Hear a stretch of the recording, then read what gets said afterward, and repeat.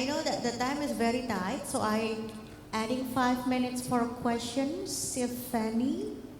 Yes. Sebut nama dulu ya Mas ya. Alright. I have two questions, but the first question I will raise it to Ms. Panchalee and Ms. Yuli. It's regarding to when the condition. Have you ever faced the condition when you have to remove benefit from the employee and they get rejection from those decisions?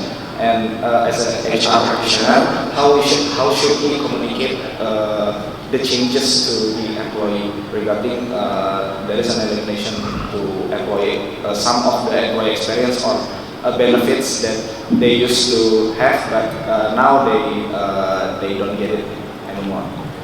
So please hold on before we forget. Let us try to answer the first questions. So the first one is asking, have you ever experienced on removed the benefit that you already gave to your team, and how you manage that? Because usually what we face here in Indonesia, when it's already there, it's very difficult to then remove it.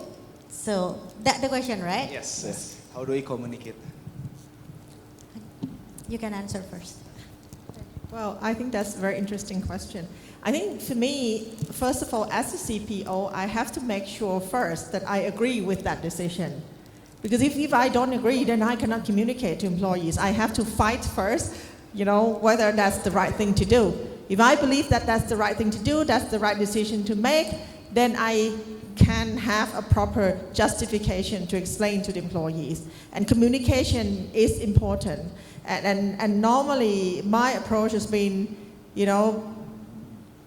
I put employees in the center of what we do first, and I'm quite empathetic as a person, so I have to make sure that I agree with that first, and then after that I communicate in a transparent manner but constructively, because I don't want, at the end of the day, I don't want employees to feel bad about the company. But communication is key. You have to make sure that whatever you want to communicate really gets down to the right level of people that have an impact, and people around that too, because otherwise it becomes side effect of what you're trying to achieve, and then you have to keep addressing that. I think there are situations like that, definitely, because it depends on the situation of the company. Sometimes, when the company is doing well, they can be a bit more generous. Sometimes the company is not doing well, then they can be a bit more, tight in terms of, the budget. So